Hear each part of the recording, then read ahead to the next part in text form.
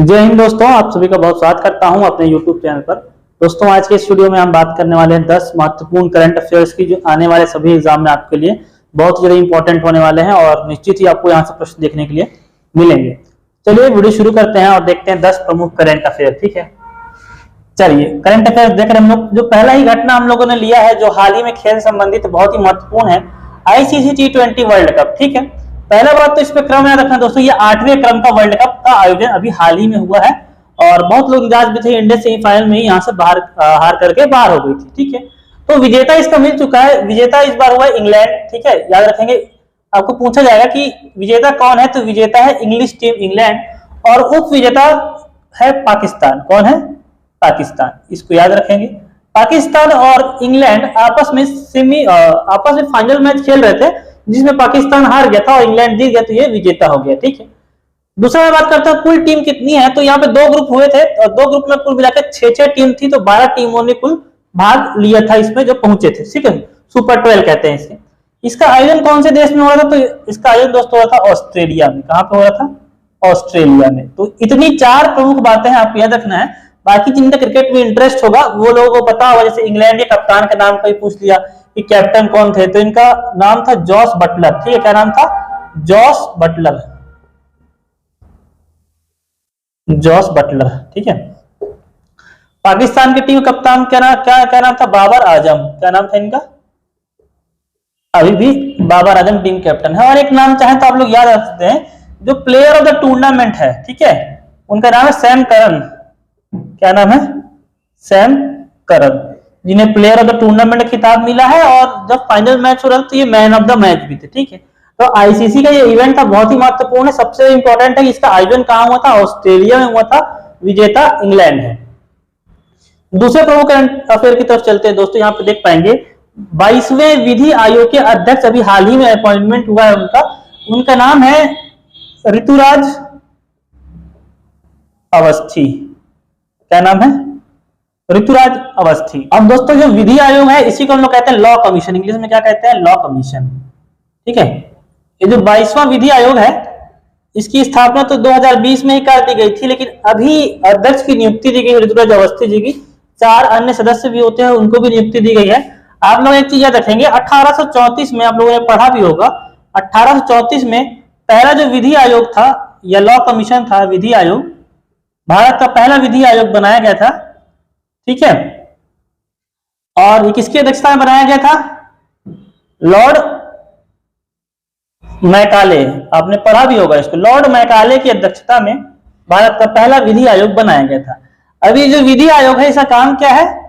इसका काम यह है कि कानून का शासन बनाए रखना या सुशासन बनाए रखना। ठीक है, और कानून का मॉडिफिकेशन यही करते रहते हैं।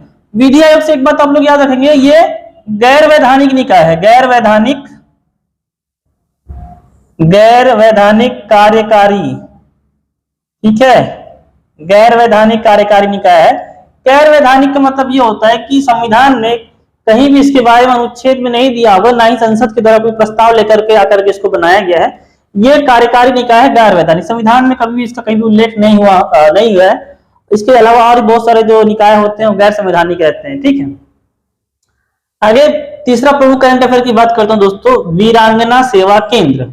ठीक है, तो वीर नारियों के कल्याण एवं शिकायत के निवारण हेतु वीरांगना सेवा केंद्र बनाया गया है।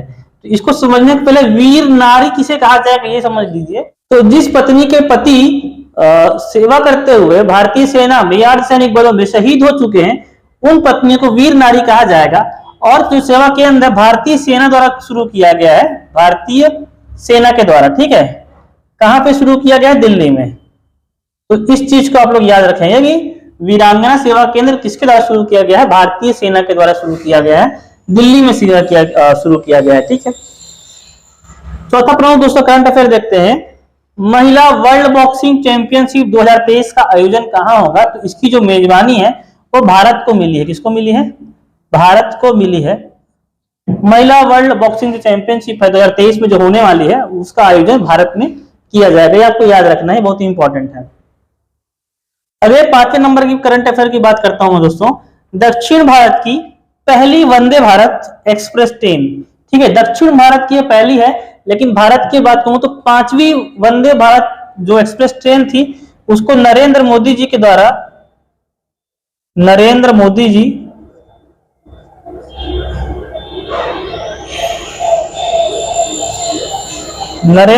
के द्वारा हरी झंडी दिखा करके चालू की गई है। और ये कहां से कहां तक है? चेन्नई, बेंगलुरु और मैसूर के मध्य तीनों चलेगी। इसके अलावा एक और ट्रेन जो कि काफी महत्वपूर्ण है वो भी शुरू की गई है, भारत गौरव काशी दर्शन ट्रेन। ठीक है, भारत गौरव काशी दर्शन ट्रेन। तो बेंगलुरु के जो लोग हैं उनको अयोध्या और काशी घुमाने के लिए यह ट्रेन वहां से स्पेशली चलाई जाएगी और इसकी भी शुरुआत की है। तो ठीक है, तो दक्षिण भारत की पहले वंदे भारत जो एक्सप्रेस ट्रेन है वो चेन्नई, बेंगलुरु और मैसूर के मध्य चलाई जाएगी। इसको भी आप लोग याद रखेंगे। तो 5 इंपॉर्टेंट दोस्तों हम लोगों ने देखा है। देखिए पहले यहाँ पर पहला आईसीसी T20 वर्ल्ड कप किसने जीता है? इंग्लैंड ने जीता है। कहां पे वो था? ऑस्ट्रेलिया में वो था। और कुल 12 टीमों ने भाग ली थी। यह 8वें क्रम का था। ठीक है, इसको याद कर लेंगे आप लोग। 12वें विधि आयोग के अध्यक्ष के नाम याद रखेंगे, ऋतुराज अवस्थी जी का यहाँ पे चयन हुआ है। भारत का पहला जो विधि आयोग था वो 1918-34 में लॉर्ड मैकाले के द्वारा बनाया गया था। ठीक है, लॉर्ड मैकाले की अध्यक्षता में बनाया गया था। जो वीरांगना सेवा केंद्र है भारतीय सेना के द्वारा शुरू किया जा रहा है। महिला वर्ल्ड बॉक्सिंग चैंपियनशिप 2023 में भारत में मेजबानी करेगा भारत। तो ठीक है, क्या करेगा? 2023 भारत इसकी मेजबानी करेगा। दक्षिण भारत की पहले वंदे भारत जो एक्सप्रेस ट्रेन है वो नरेंद्र मोदी जी के द्वारा चेन्नई, बेंगलुरु और मैसूर के मध्य चलाई जाएगी। चलिए अब आगे चलते हैं। दोस्तों वीडियो में आगे बढ़ने से पहले आप सभी को बताना चाहूँगा एसएससी कांस्टेबल जीडी की बेस्ट बुक के बारे में, जो कि चक्षु प्रकाशन की है।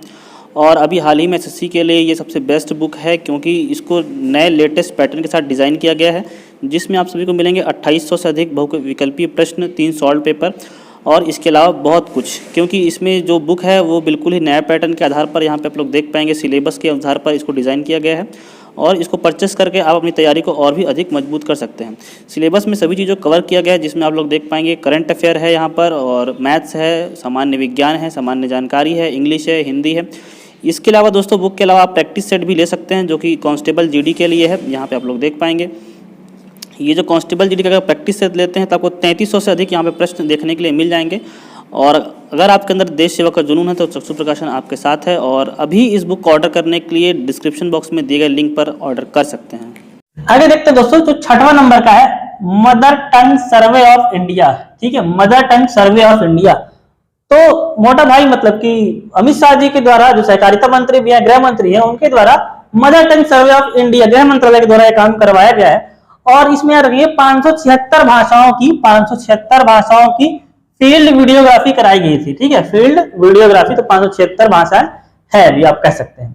याद रखेंगे कि mother tongue survey of India किसके द्वारा कराया जाता है? गृह मंत्रालय के द्वारा।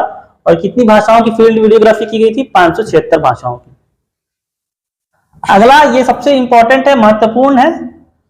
भारत का पहला जो विक्रम एस जो दिख रहा है आपको, यह भारत का पहला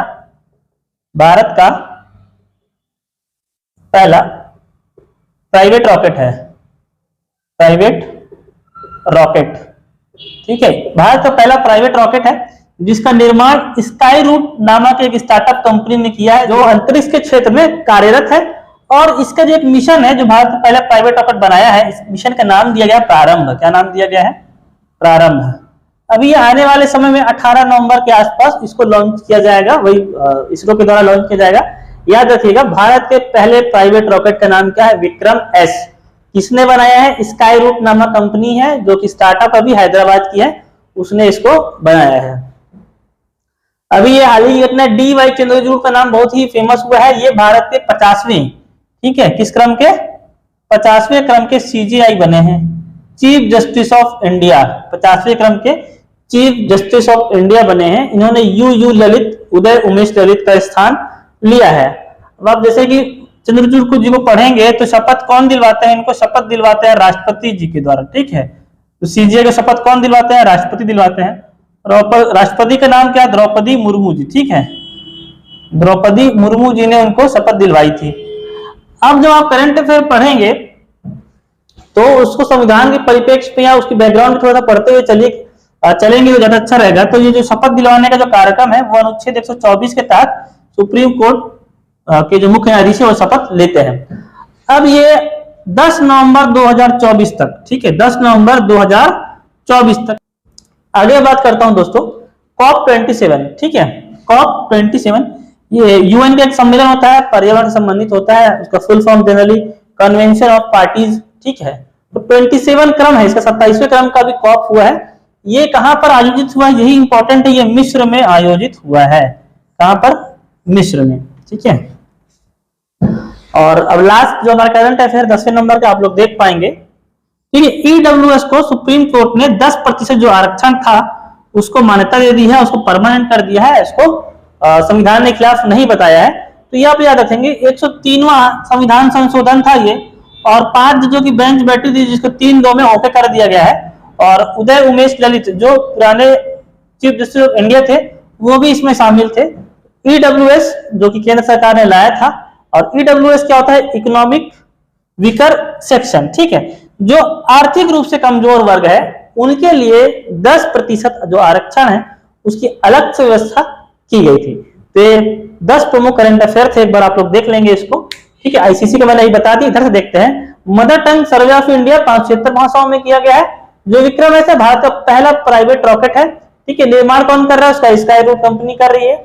डी.वाई. चंद्रचूड़ 50वें सीजीआई मतलब कि chief justice of India, okay, वो बने हैं, और 2024 तक कार्यकाल रहेगा। कॉप 27 कहां पर आयोजित हो रहा है? मिस्र में आयोजित हो रहा है। Convention of parties full form इसका। ईडब्ल्यूएस 103वां संविधान संशोधन 5-3 के बहुमत से इसको वैध करार दिया गया है। 10% जो आरक्षण है वो आर्थिक रूप से कमजोर वर्ग को प्राप्त होता है। दोस्तों सभी 10 पॉइंट आज के करंट अफेयर के आप लोग को समझ में आ गए होंगे, और मिलता हूं दोस्तों मैं आपसे अगले वीडियो में। तब तक धन्यवाद, जय हिंद।